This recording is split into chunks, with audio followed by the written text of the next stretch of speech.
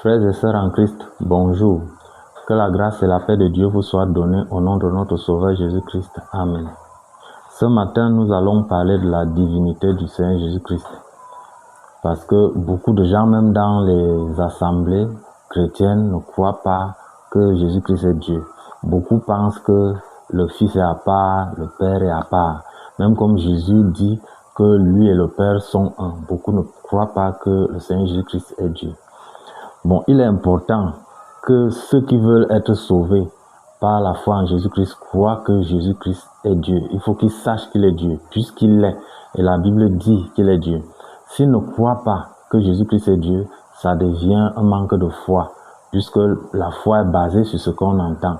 La Bible dit que Jésus-Christ est Dieu. Si vous ne croyez pas à ça, c'est que vous n'avez pas la foi. Et vous ne pouvez donc pas être sauvé, puisqu'on est sauvé, on est justifié, on est sauvé par la foi en Jésus-Christ. Il est également important pour ceux qui ne croient pas que Jésus-Christ est Dieu. Il est important qu'ils sachent qu'ils sont sous l'influence d'un démon appelé Antéchrist. Le diable, pour détruire l'œuvre du Seigneur Jésus-Christ, pour détruire l'évangile, a envoyé un démon sur terre qu'on appelle Antéchrist. Cet esprit, ce mauvais esprit est déjà sur terre. Son but est de pousser les gens à nier que Jésus est Dieu, d'amener les gens à ne pas accepter la divinité de Jésus-Christ. Cet esprit a pour but d'amener les gens à ne pas accepter la résurrection, ne pas accepter l'œuvre de Dieu, détruire même l'évangile, déformer l'évangile. Nous allons lire certains versets qui nous parlent d'Antéchrist dans Jean chapitre 1, dans 1 Jean chapitre 4, verset 3. 1 Jean chapitre 4, verset 3 dit ceci. Et tout esprit qui ne confesse pas Jésus n'est pas de Dieu. C'est celui de l'Antéchrist dont vous avez appris la venue et qui maintenant est déjà dans le monde. L'esprit d'Antéchrist est déjà dans le monde. C'est cet esprit qui pousse les gens à ne pas croire en Jésus-Christ, à ne pas croire qu'il est le Sauveur, à ne pas croire qu'il est Dieu. C'est l'esprit d'Antéchrist qui joue ce mauvais rôle. Et dans 1 Jean chapitre 2, verset 22, la Bible dit ceci. Qui est menteur, sinon celui qui nie que Jésus est de Christ? Or, le menteur, c'est qui? C'est Satan. Et il est le père de tous les menteurs. Donc, c'est Satan qui est à l'œuvre. Qui est menteur, sinon celui qui nie que Jésus est le Christ? Celui-là est l'Antéchrist, qui nie le Père et le Fils. Donc, c'est l'esprit d'Antéchrist qui est à l'œuvre pour détruire l'œuvre de Jésus. En fait, pour empêcher que les gens soient sauvés. Parce que si vous ne croyez pas que Jésus est le Sauveur, qu'il est mort et ressuscité, qu'il est Dieu, qu'il a pris la forme humaine et qu'il est descendu sur terre pour s'offrir lui-même en sacrifice, si vous ne croyez pas à ça, vous ne pouvez pas être sauvé. Bon, maintenant, nous allons lire dans Matthieu chapitre 16, versets 21 à 23, où même pendant que Jésus était sur terre, cet esprit était même déjà à l'œuvre et agissait sur les apôtres. Matthieu chapitre 16, versets 21 à 23 dit ceci.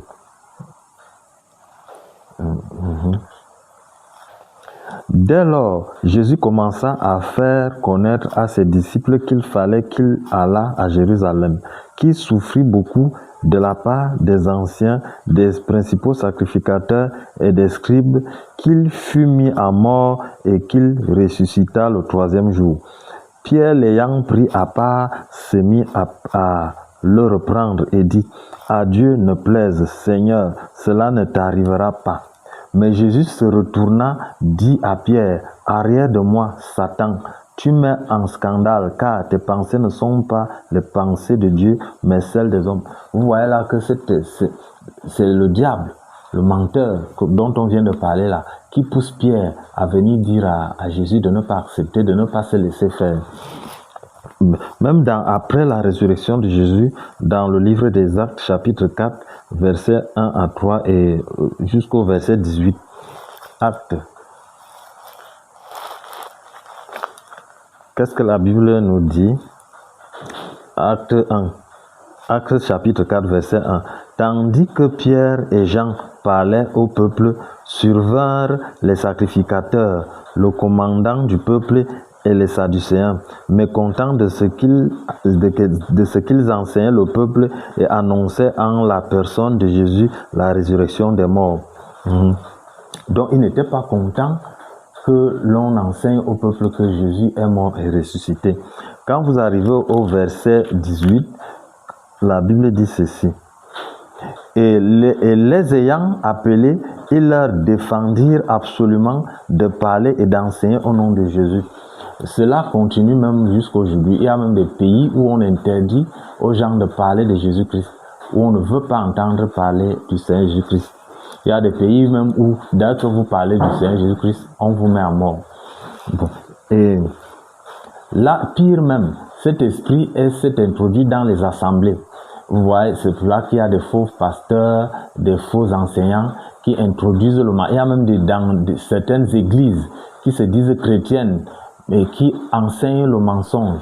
Nous avons vu quand dans l'enseignement qui parle de la foi, il y a des gens qui enseignent que il y a plusieurs médiateurs, il n'y a pas que Jésus, alors que la Bible dit qu'il y a un seul médiateur entre Dieu et les hommes, c'est le Seigneur Jésus-Christ. Et il y a des églises qui enseignent qu'on peut mourir dans le péché. Quand vous mourrez, votre âme ira au purgatoire pour être purifiée. Vous voyez tout ce tas de mensonges. C'est pour amener les gens, on déforme l'évangile, on déforme la parole de Dieu pour conduire les gens dans le mensonge afin qu'ils meurent dans le péché et qu'ils ne puissent pas être sauvés. Donc cet esprit, il y a même plus grave parce qu'elle est dans les assemblées chrétiennes pour enseigner le mensonge. Même dans les églises dites nées de nouveau, même dans les églises de réveil, il y a des faux prophètes, des faux pasteurs qui enseignent le mensonge aux gens. Donc leur but est peut-être de s'enrichir. Oh, ils ont d'autres plans. Leur but, ce n'est pas le salut des âmes. Ils ont d'autres agendas. Donc, comme je disais donc tantôt, le pire est même que cet esprit d'antéchrist est dans les assemblées chrétiennes. Bon, nous allons lire certains versets bibliques qui montrent clairement que Jésus est Dieu. Nous allons commencer par Ésaïe, chapitre 9, verset 5. Ésaïe, chapitre 9, verset 5 qui dit ceci. Car un enfant nous est né, un fils nous est donné, et la domination repose sur son épaule. On l'appellera admirable, conseiller, Dieu puissant, Père éternel, Prince de paix. Vous voyez, c'est Ésaïe qui annonce la naissance de Jésus. Et il dit que Jésus est le Dieu puissant, Père éternel. Moi, je ne fais pas de commentaires sur ça. Celui qui veut accepter, il accepte. Celui qui ne veut pas accepter, qu'il n'accepte pas. Ça, c'est ce que la Bible dit. Que le Seigneur Jésus-Christ est le Père éternel. Il est le Dieu puissant. Nous allons lire un autre verset. Là-bas, c'est dans Jean, chapitre 1. Jean, chapitre 1. Le verset 1 dit quoi? Jean 1 dit quoi? Au commencement était la parole. Et la parole était avec Dieu. Et la parole était Dieu. Donc, le Seigneur Jésus-Christ, c'est la parole. Et la Bible nous dit ici que la parole est Dieu. Et quand nous avançons dans Jean chapitre 1, verset 3, qu'est-ce que la Bible nous dit? Toutes choses ont été faites par elle. Rien de ce qui a été fait n'a été fait sans elle. Donc, c'est la parole qui a tout créé. L'univers, les hommes, tout ce qui existe, c'est la parole qui a créé. Et quand nous avançons la parole alors même c'est qui? C'est quoi? Quand nous avançons dans Jean 1, 14, la Bible nous dit que et la parole a été faite chair et elle a habité parmi nous, pleine de grâce et de vérité. Et nous avons contemplé sa gloire, une gloire comme la gloire du Fils unique venu du Père. Donc la parole, c'est le Fils unique venu du Père, c'est le Seigneur Jésus-Christ. C'est cette parole qui a tout créé. Il n'y a pas deux créateurs. Il y a un seul Dieu, créateur du ciel et de la terre. Donc si la Bible dit que la parole a tout créé, ça veut dire que cette parole c'est Dieu. Si la Bible dit que c'est le Fils qui a tout créé, alors ce Fils c'est Dieu. Donc je ne fais pas de commentaires, nous lisons simplement. Et dans Philippiens 2, de 5 à 7, Philippiens 2, de 5 à 7, qu'est-ce que la Bible nous dit? Philippiens 2, de 5 à 7, la Bible dit ceci. Ayez en vous les sentiments qui étaient en Jésus-Christ, lequel, existant en forme de Dieu, n'a point regardé comme une proie à arracher d'être égal avec Dieu, mais s'est dépouillé lui-même en prenant une forme de serviteur, en devenant semblable aux hommes et ayant paru comme un simple homme. Vous voulez qu'on vous explique ça comment? Moi, je n'ai pas les mots pour expliquer ça. Voilà ça, vous-même écoutez seulement. La Bible dit que Jésus-Christ, qui existait sous forme de Dieu, s'est dépouillé. Il s'est dépouillé de quoi? Il s'est dépouillé de sa toute-puissance. Il a enlevé son armure, son casque, sa gloire. Il s'est dépouillé de sa gloire parce qu'il ne pouvait pas descendre sur terre avec toute sa puissance. Il s'est dépouillé de sa toute-puissance pour devenir un simple homme. La toute-puissance de Dieu ne peut pas entrer dans l'être humain. C'est pour cela qu'il s'est séparé de ça. Il est devenu un simple homme. Il est venu sur la terre. Donc moi, je n'ai pas de commentaire à faire par rapport à ce que nous venons d'entendre. Celui qui veut accepte, celui qui ne veut pas n'accepte pas. Donc nous venons donc de voir que Jésus-Christ est égal à Dieu et qu'il a pris une forme humaine et qu'il est descendu sur la terre. Bon, maintenant, les gens se demandent, mais pourquoi Dieu dit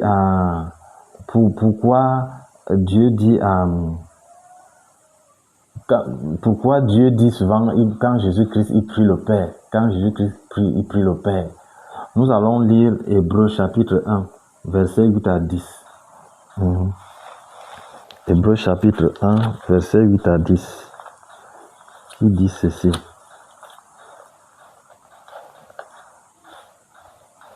Là, c'est le Père qui parle du Fils. Vous allez entendre ce que le Père dit du Fils et comment le Père qualifie le Fils. Parce que quand le Fils dit au Père que le Père est Dieu, là, vous ne dites rien. Maintenant, voilà le Père qui dit que le Fils est Dieu. Bon, qu'est-ce que la Bible nous dit dans Hébreux chapitre 1, verset 8? Mais il dit au Fils, voici le Père qui dit au Fils, ton trône, ô Dieu, est éternel. Le Père dit que c'est le Fils qui est Dieu et que son trône est éternel. Le sceptre de ton règne est un sceptre d'équité. Tu as aimé la justice et tu as haï l'iniquité. C'est pourquoi, ô Dieu, ton Dieu t'a oint d'une huile de joie au-dessus de tes égaux. Et encore, toi, Seigneur, tu as au commencement fondé la terre et les cieux sont l'ouvrage de tes mains. Voici le Père qui parle du Fils. Le Père dit que le trône du Fils est éternel et le Père dit que c'est le Fils qui est Dieu. Bon, il y a même une autre lecture qui nous dit ceci. Là où Philippe est en train de dire à Jésus, montre-nous le Père. Et Jésus dit à Philippe que, mais depuis que je suis avec vous, tu ne m'as pas connu, Philippe. Donc, Philippe lui demande le Père. Jésus lui dit que, mais depuis que je suis avec vous, tu ne m'as pas connu. Comment? Ça veut dire que c'est lui le Père. Je vais vous lire ça.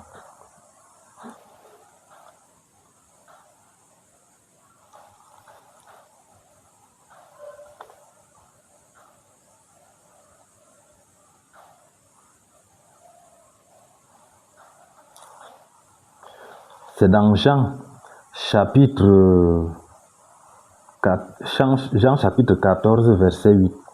Jean chapitre 14, verset 8 dit ceci. Bon, nous allons commencer au verset 7. Jean chapitre 14, verset 7 dit ceci. Si vous me connaissez, vous connaîtriez aussi mon Père. Et dès maintenant, vous le connaissez et vous l'avez vu. Vous avez vu, le Père est descendu où il était devant Philippe et les autres comment? C'est Jésus qui était devant les apôtres. Et il dit que si vous l'avez vu, si vous m'avez vu, c'est que vous avez déjà vu le Père. Ça veut dire que c'est lui le Père. Jusque-là, Philippe ne comprend rien ou il ne croit pas. Il dit ceci. Philippe lui demande ceci. Philippe lui dit, Seigneur, montre-nous le Père et cela nous suffit. Jésus lui dit, Et il y a si longtemps que je suis avec vous et tu ne m'as pas connu, Philippe. Celui qui m'a vu a vu le Père. Donc, Philippe lui dit qu'il veut voir le Père. Jésus lui répond que, mais il y a longtemps que je suis avec vous et tu ne m'as pas connu. Ça veut dire que c'est lui le Père. Donc, nous n'avons pas trop de commentaires à faire par rapport à la divinité de Jésus-Christ. Voilà les versets que je vous ai déjà que nous avons déjà lus ensemble. Que ceux qui ne croient pas à ça, à ce que nous venons de lire là, qu'ils sachent qu'ils sont simplement les endurcis. Parce que Dieu dit qu'il endurcit qui il veut et il sauve qui il veut. Et ces gens ont tout simplement été endurcis. Ce ne sont pas les élus. Ils n'ont pas été élus pour entrer dans le royaume de Dieu. Parce qu'il y a des gens que Dieu a préparés pour son royaume et il y en a qu'il a préparés pour aller en enfer. Ceux que Dieu a préparés pour aller en enfer ne vont jamais accepter l'évangile. Ils ne vont jamais accepter la vérité parce qu'ils ont été endurcis. Ils n'ont pas été créés pour ça. Ils ne sont pas programmés pour ça. Donc du coup, ils ne peuvent rien comprendre dedans. Ils ne peuvent même pas accepter. Même s'ils vont faire s'ils vont obtenir 10 000 doctorats en théologie, ils ne comprendront rien. La preuve en est qu'il y a des gens qui vont dans des écoles de théologie. Quand ils sortent de ces écoles, ils viennent fabriquer les objets en bois et ils se mettent à genoux devant ces objets pour dire que ce sont ces objets qui sont leurs dieux. Ils vont dans des écoles de théologie pour venir pratiquer l'idolâtrie, pour venir enseigner le purgatoire, pour venir dire aux gens qu'il faut qu'ils croient et qu'ils prient les morts. Alors qu'ils ont, dans les écoles de théologie, ils sont censés avoir lu toute la Bible. Cela est une preuve que quand on n'a pas été élu par Dieu pour entrer dans son royaume, les Écritures, on ne peut pas les accepter, on ne peut même pas croire, on ne peut même pas comprendre. Parce qu'on n'a pas été programmé pour ça. Voilà les versets donc que j'ai voulu qu'on partage aujourd'hui qui parlent de la divinité de Jésus-Christ. Il y a Jean chapitre 14, Jean chapitre 14 à partir du verset 7. Et il y a Ésaïe chapitre 9, verset 5. Il y a Jean chapitre 1 à partir du verset 1 jusqu'au verset 14. Il y a Philippiens chapitre 2, verset 5 à 7. Il y a Hébreux chapitre 1, verset 8 à 10. Voilà les versets bibliques qui disent que le Seigneur Jésus-Christ est Dieu. Que Dieu vous bénisse. Amen.